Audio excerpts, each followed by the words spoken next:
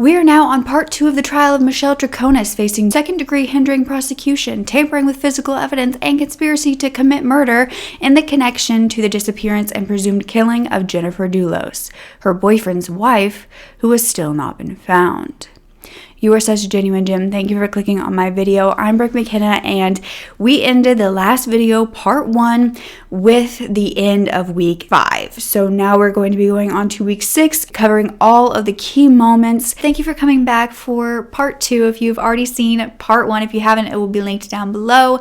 But make sure you are subscribed, because I believe I'm going to do a part 3 in this case, just because there is so much information that has come out and that I would like to cover to give you the full spectrum of the trial. Or you can also leave down below any moments that you believe I missed that are important to this case, and just make sure you are subscribed so you're not missing out on the updates, especially when Kent Mawhinney's trial begins as well. I will cover that if that is of interest to you. However, we are going to start off with the discussion around Michelle Troconis being held in contempt of court, and this was a little bit prior to week 6. So let's go ahead and dive into that, as well as all of the new information and testimonies, such as the timeline of the night prior to the disappearance. Fotis's, Jennifer's husband, and Michelle's boyfriend's friends ended up testifying. So yeah, there is a ton to cover. Let's get into it.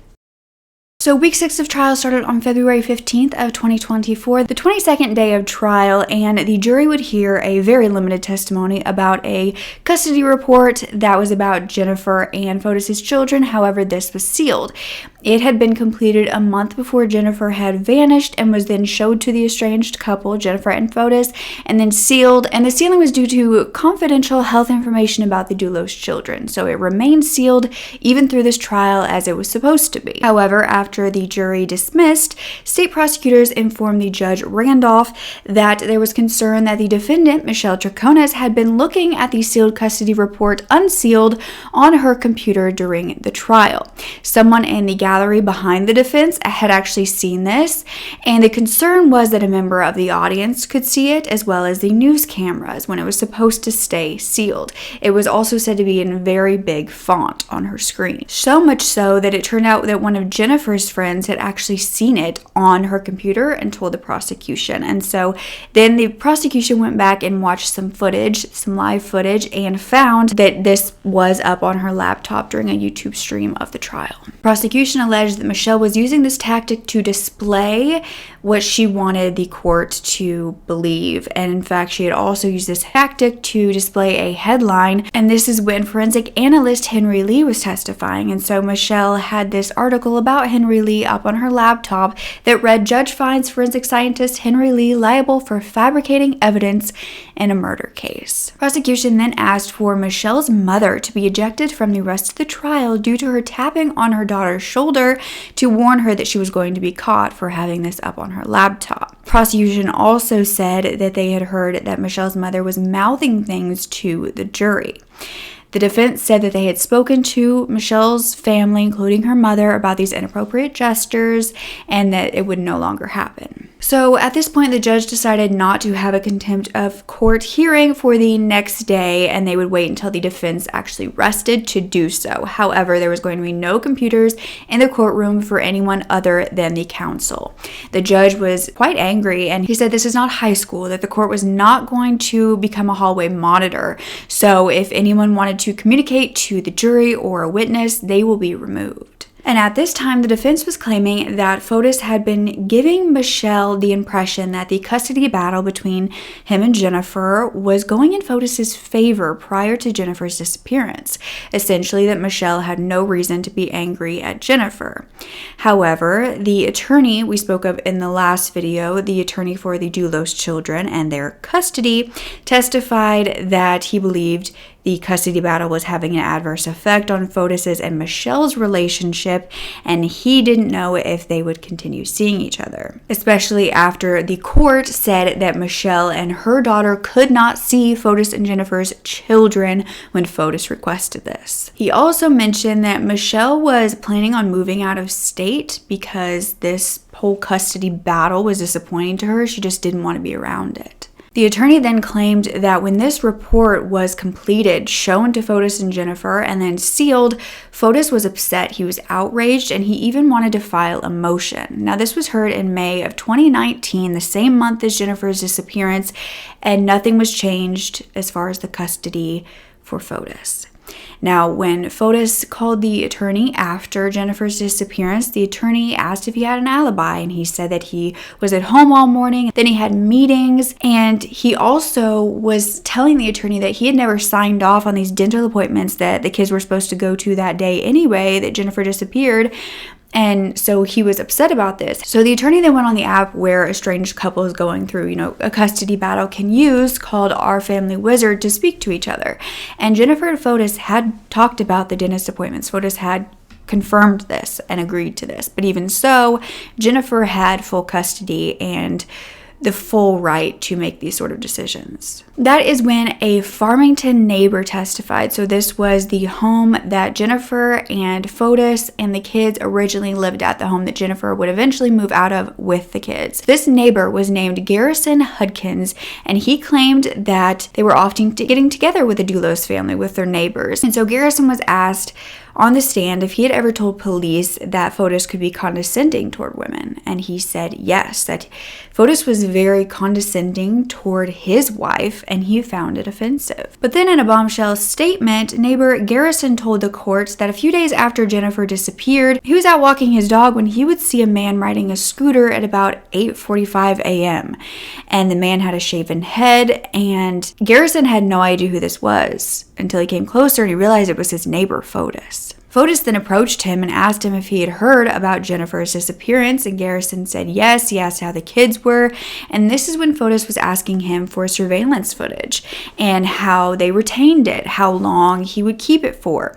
He said he wanted to make sure that he kept it because it detailed that he was home the day of the disappearance. But Garrison testified that Fotis later called asking about the footage after he had written a timeline with his attorney. However, the times didn't match up of when Fotis was saying he was home and when Garrison had him on the footage. However, let's take a moment to discuss the shaven hair statement, because this has been brought up quite a few times where Fotis didn't normally have shaven hair. However, around this time, this was a new haircut. It was something that in the first video we talked about with Pavel Guglielmi, and he was saying that it almost looked like his haircut. He even joked with Fotis about this. It was another person in Fotis's life who didn't even recognize him because it wasn't a haircut he normally got. But outside of the courtroom around this time, Michelle's attorney and mother told reporters that this seemed like more of a trial for Fotis and not Michelle. Then on the 23rd day of trial, footage from across the street of the home in Farmington was shown. It was shown because on the day of the disappearance, smoke would be seen coming from the home's chimney 3 separate times. This was on a very hot summer day. Connecticut State Police Detective John Kimball would take the stand once again and go over the third interview with Michelle Troconis, her third interrogation, because by this point, prior to the third interview, the detective had learned about the Tacoma's whereabouts, Pavel's truck that Fotis was said to be driving, as well as a strong likelihood that Michelle's DNA had been found on the garbage bags, and that they had heard from Pavel that Michelle had taken his keys that day, among many other things that made them even more suspicious of Michelle. So they were going into this interrogation wanting to get the truth. There have been people who have sat in the chair you're sitting in right now in the past who have done similar, who have told similar stories than what you told during the first and second interview, who ended up in prison. We don't want that to happen to you. Okay, so you're giving me the opportunity. This really is an opportunity for you. Right? Are you ready? Are you ready to admit that you weren't 100% truthful with us during the first 2 interviews? That should be an easy answer. Yes. Okay. So we're willing to listen. So John Kimball was telling Michelle in this interview that there were so many inconsistencies in her timelines and that she was too involved not to know more. This is when she would state that she did not see Fotis the morning of the disappearance, that he wasn't in the house, when she previously stated she had showered with him and seen him. Was Fotis there? was not there. You did not take a shower with him. That was a lie. Or a mistake. I want to call it a lie. Okay. But now you realize that he wasn't there. You have to understand the perception. I know, but I tell you, I won't take showers with him.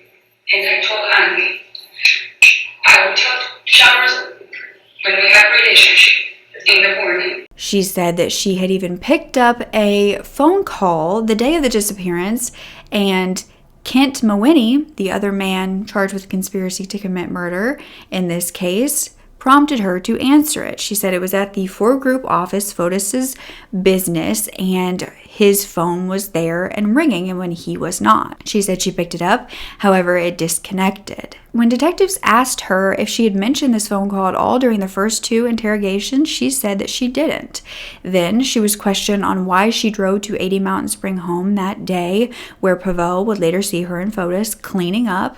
And she claimed that she was asked by Fotis to bring cleaning supplies. This was a sponge, Windex, Clorox, garbage bags, paper towels, and Detective Kimball confirmed that they had found these supplies in the dumpsters that Fotis was seen dropping the trash into, and where Jennifer's blood would be found. Michelle was then told by her attorney who was in the room to tell detectives what she remembered about her time at 80 Mountain Spring Road that day. She claimed for the first time that Fotis came to her asking for paper towels, and he had a rag, a paper towel with a brown stain on it that he handed to her, and she believed this was from a mess in the red Toyota Tacoma that was still in their driveway. She then placed this in the garbage bag that they would later toss. This is something she had not told them prior. Then, in another shocking statement, Michelle said that maybe Pavel was surprised to see her and Fotis at the house that day when he pulled up, because the three of them, Fotis, Michelle, and Pavel, were potentially starting a sexual relationship. Then Michelle finally explained that she had gone to the car wash with Fotis for the Tacoma, that Fotis had called her and asked her to help drop him off and pick him up, but she was told by Fotis that Pavel wanted to sell the car, that's why they were cleaning it. So Michelle said around 1:39 that afternoon, she got a call from the car wash saying that it was ready and to come pick it up. In the interrogation, Detective Kimball was seen showing Michelle a picture of her daughter and saying, "I don't want her to be without her mother, and I'll tell you right now, the way things are going, I'm not feeling overly confident that you're being truthful enough with us to keep yourself together with her." In total, 7 full hours of unedited interrogation had been shown to this jury throughout the trial, and even after the defense had filed a motion to get rid of anything that included detectives' own personal opinions throughout this interrogation, Judge Randolph allowed it anyway, and so they saw all 7 of those hours. Day 24 of trial occurred on February 20th after the court took off Monday for President's Day, and Detective John Kimball was back on the stand to watch that rest of the third interrogation. At this point, Michelle could be heard saying, "I have no idea where Jennifer is, and that's 100%. I just know that I went as a stupid girlfriend to help him out because he told me come and clean the house, and I did."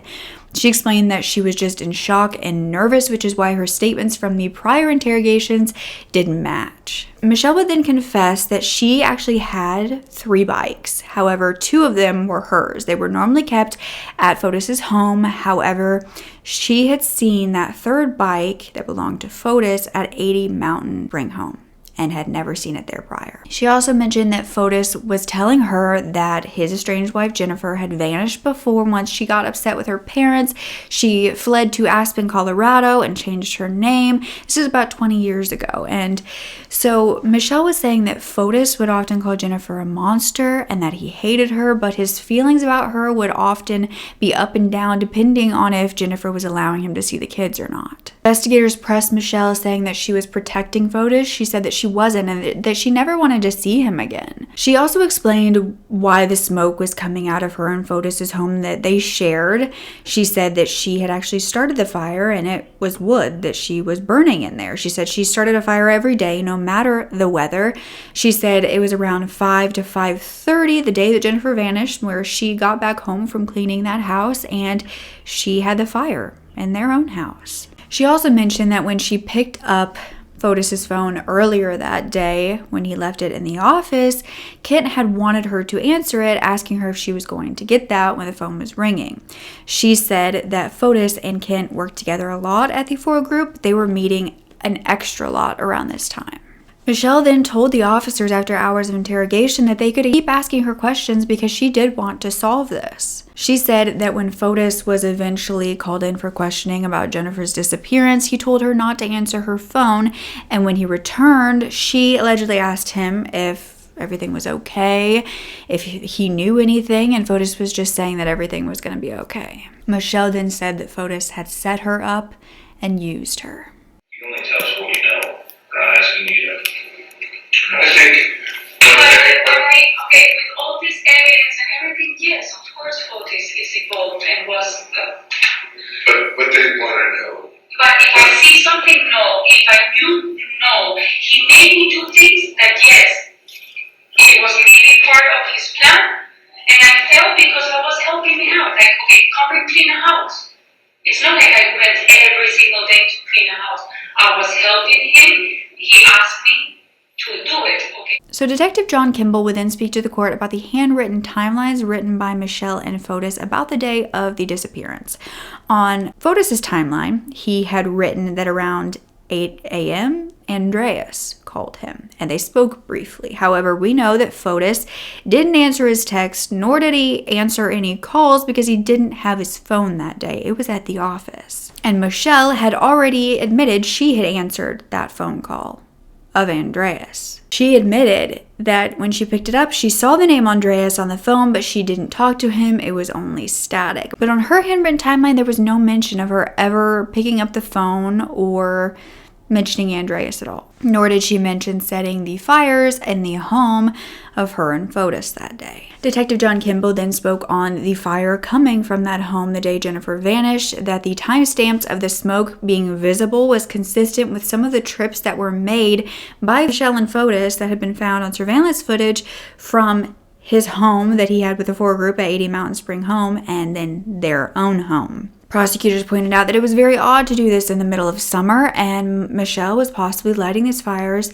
inside this home to destroy evidence. By the end of the day, the prosecutors told the judge that they planned to rest their case the next day. State Attorney McGinnis said that they planned to call a single witness that next day, which would only take about 15 minutes. Now, this was revealed to be Gloria Farber, Jennifer Dulos' mother. They had also wanted Kent Mawhinney to testify, Fotis's friend and attorney, and also a man charged with conspiracy to commit murder as well. However, he pled the 5th, and so he does not have to testify. However, at this point, the defense announced that they expect to continue calling witnesses until February 26th, which would be 5 days after the prosecution rested. The defense then said that they were filing a motion for judgment of acquittal, saying that the evidence presented at trial does not permit a finding of guilt beyond a reasonable doubt on any count. But the Judge Randolph denied this, and he said that there was sufficient evidence for each count to go to the jury to consider. The 25th day of trial began, and 88-year-old Gloria Farber, Jennifer's mother, took the stand that morning. She would testify that her daughter was always there for her children, never missed a birthday. She testified that she was supposed to meet Jennifer and her children and the nanny Lauren at her apartment in New York City that day, that she had vanished. She never showed up, and she had never heard from her daughter again. The testimony lasted for about 10 minutes, and she had actually brought the Dulos children, who were now in her custody, to the courtroom, and they had left after her testimony. At this point, the state officially rested its case, and they did at first ask Judge Randolph to squash the subpoena for the defense to be able to bring out Fotis's attorney, Mike Rose, so that he could not take the stand for them.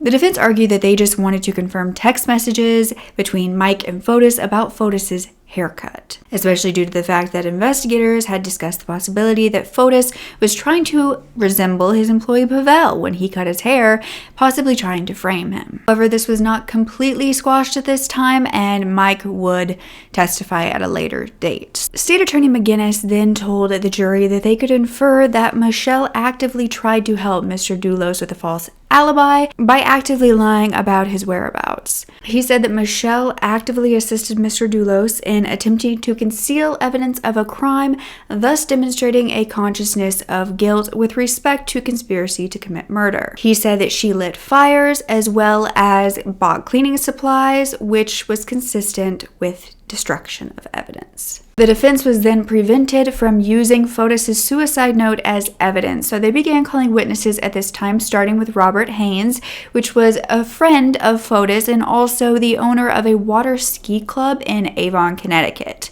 He claimed that a police unit had come to search his pond looking for Jennifer's body after her disappearance. Robert said it was one of the most painful experiences of his life. And this was after Robert had told the police that he had seen Michelle at his pond on May 27th, so 3 days after Jennifer was last seen. She was there pretty much all day. She was tearful, she was upset, and then Fotis showed up later that afternoon. Robert said that he was actually at Michelle's home when the police showed up to talk to her, and she was very obviously agitated and upset. Robert also admitted that Fotis had told him the story about Jennifer vanishing at one point in her life prior and that she was doing that again. Fotis would repeatedly tell Robert that he did not do this, and shortly before her disappearance, Fotis was telling Robert that the custody battle was going well, that he expected to get his kids back so that they could go skiing together at his ski club. And Robert said that he hadn't been watching the trial for any news, and he refuses to because Fotis was his friend. Then a friend of Jennifer and Fotis and an acquaintance of Michelle named Beth Reich testified that she knew Jennifer and Fotis all the way back in 2014. She adored Jennifer. She believed she was intelligent and warm. But then after the separation, Beth said that her and her husband, Stefan, kind of got Fotis in the divorce. He was the one that hung out with them after that. And so eventually Fotis began taking Michelle to the dinner parties that they would have. Beth said that Michelle was engaging. She was worldly. She was friendly. She said that there was no bad talk about Jennifer, mainly because Beth and her husband Stefan would not allow it. So Fotis knew that he couldn't speak about Jennifer in a bad way, but he often would speak about his side of the divorce. So all the way up until 2019, Beth and Stefan were friends with Fotis. They were inviting Fotis and Michelle at this time. And so on May 23rd of 2019, the day prior to Jennifer's disappearance, Fotis had invited Beth and Stefan, as well as two other friends, over to his home for a dinner party. And Beth and Stefan would be driving towards his home when they got to his driveway and saw Fotis driving away. When they rolled down the window to talk to him, Beth said that it appeared as though he forgot that they were coming. He said he was going to run an errand and he'd be right back, and Beth did remember that there was a vehicle following him. However, she did not know who was in the car or remembered what vehicle it was. She said that after Fotis returned to their place, he did leave again because he said he needed to go and buy more meat for the dinner and he was going to run to the store. Beth said when he was back, when they were having dinner, the toast began and Fotis announced that he had visited Jennifer's home, he had seen the kids, and that it was very amicable, and that he was so excited about the possibility of a resolution for his and Jennifer's custody battle, which had been quite difficult. He said maybe this was going to end and that there would be more peace. Beth was asked if, in hindsight, looking back 5 years on, if anything was odd about that dinner party, and she said specifically about the dinner party, no. However, during cross-examination, she was asked if in hindsight she remembered anything odd or different, and she claimed that looking back, the positivity of the discussion around the custody was quite odd. Now, Beth's husband, Stefan, he was a real estate agent, and he actually worked with Fotis, even worked for the four-group company for some points, but he testified confirming that Fotis was habitually late. Now, this was because of the fact that Lauren, the nanny in the first video and the first day of the trial, had said that Fotis had actually arrived 30 minutes early to the custody supervised visit the day prior to her disappearance, even though he was habitually late. And Stefan confirmed this, saying that it was basically Fotis time. He was always running late. He also explained that Fotis's success with the four-group company was actually due to Jennifer's father, Hilliard Farber, who was a very wealthy man. Stefan said that Hilliard would help Fotis with the finances for a lot of the company. Stefan was then asked about that same dinner party on May 23rd, and he said that Michelle was there and she was actually showing him rugs. She had started a new business to sell these rugs, and so they were looking at that. He said there was no talk of murder or disposal of evidence. It was just a normal evening. They ate steak, french fries, and salad, and this ended up being Beth and Stefan, Michelle and Fotis, and then two of Michelle and Fotis' friends, Robert Haynes and his wife, who was the ski owner that was testifying prior. Then Michelle's hairstylist, Cheryl Breer, took the stand saying that she was a hairstylist in Avon, Connecticut on Albany Avenue, where Fotis would later be seen dumping the trash bags. She said she did Michelle's hair for every 3 to 5 weeks for years now, and she saw her on May 25th, the day after Jennifer vanished. She said Michelle was happy, as she always was, and that she had never seen Michelle mad. On the 26th day, the defense brought in a psychology professor to the stand. This was Elizabeth Loftus, who was known as an accomplished expert in human memory. She basically would do these experiments where she would expose people to a simulation of a crime to study how their memories reacted. She also worked with memories of real-life traumas. She believed that false beliefs or memories can be created. She testified that she had testified or consulted on trials such as Ted Bundy, Bill Cosby, Harvey Weinstein, and many more. Elizabeth was basically there for the defense to justify why Michelle's interrogations all gave different information. She claimed that memory does not work like a recording device, and after an event, some memories will absorb, and after time passes, some of those memories will fade, and then other factors can come in to alter that memory. She would be on the stand practically the entire morning that day, and she said that post-event information given to the subject, particularly if it's misleading, can contaminate or distort or transform somebody's memory. Now, this is especially if it's done by authority figures such as police officers. The defense then asked if deliberate false information from police could affect memory, and she said that it has happened or it does happen, and that we know from science that it can contaminate someone's memory and want them to adopt that information and make a change to their own memory to accommodate for the misinformation. She explained that stress, preoccupation, sleep deprivation can have a negative effect, and she spoke about how if a person is under pressure for more details, it can cause an elaboration to be created and not remembered. However, during cross-examination, the prosecution brought up a quote from Elizabeth the expert's own book, where she stated that she had never met a prosecutor who was happy to see her in a courtroom.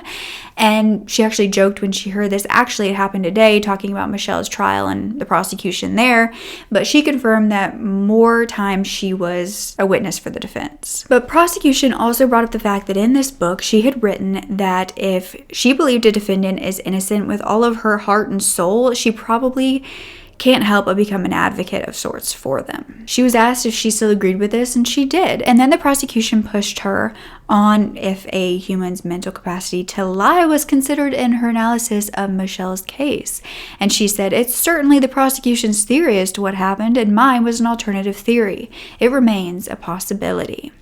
Elizabeth believed that Michelle was trying to say that she was not accurate in previous interrogations, but that she was not lying. Prosecution then brought up the handwritten timelines that were written by Fotis and Michelle prior to Michelle's interrogations, and they asked Elizabeth to confirm that it wasn't possible for her memory to be altered by sleep deprivation, stress, or authority figures making something up, pushing her, because this was before she was interrogated, and Elizabeth did confirm this. The next witness brought to testify by the defense was Henry Thomas French Jr. Fotis was actually his general contractor who built his house back in 2006. They kept in contact through the years, and Henry claimed that he had seen Fotis on May 24th, 2019, that very day in question.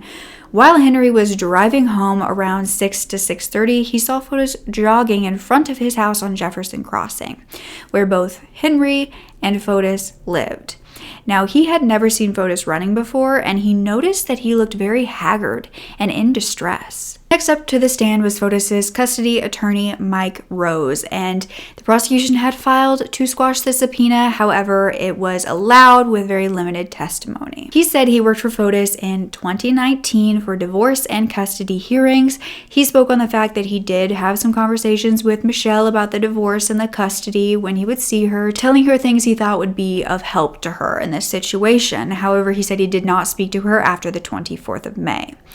Mike said that Fotis was always very optimistic and happy about his custody battle, and he explained that he even was telling Michelle that there was light at the end of the tunnel due to the fact that he felt she was very uncomfortable with everything going on. Judge Randolph then announced that the defense was going to rest its case the next day on day 27 of trial on February 23rd, 2024. The day I'm filming this is the 27th day of trial, and I have been listening to the court proceedings while getting ready to film this. So I do have a bit that I can put in here today, and then I will come back to you after with all the rest of the information. Because on day 27, the prosecution called a psychologist linguist named Viorka Merriam to be brought to the stand, and she told the court that she studies the cross between mind and language. She was there to basically talk about the effects of English being Michelle's second language during the interrogations and the fact that she did not have an interpreter. This woman had researched and would teach the consequences of multilingualism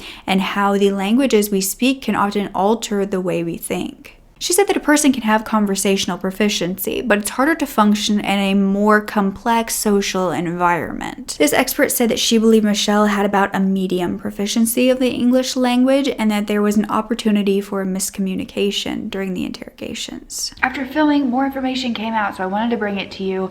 There was testimony from Michelle's friend of 8 years, who was Clara Dupron. She went by Petu, and she would testify that they had been friends since 2017. Her and Michelle, they instantly clicked.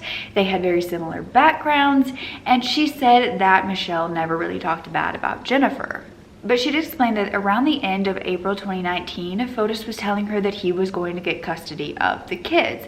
And also during this time, April-May of 2019, Michelle was trying to move out of state, specifically to Colorado. However, this witness claimed that this was for her daughter and her competitive skiing, not just to move away from Fotis. She said that she actually spoke to Michelle on the day of Jennifer's disappearance, May 24th. They had a meeting about their rug business. However, when they met, she said she was in a rush. She was trying to get to a flight, and so it wasn't a very long meeting. During cross-examination, this witness was actually asked if she refused to talk to Detective John Kimball when he first addressed her in 2021. Now, the witness said that she didn't trust police. She wanted an interpreter and would answer any questions over email. The state then asked her if she really did say she had information that would hurt the state's case, but that she had told investigators she would only submit it if they submitted their questions in writing and then subpoenaed her. This witness did say that that is exactly what she said, and that she also called the police incompetent or said that they were just not willing to hear another side of the story. So for years, this witness did not tell anyone this information due to not trusting the police, or so she said, and that she was waiting for trial and wouldn't be going to the media.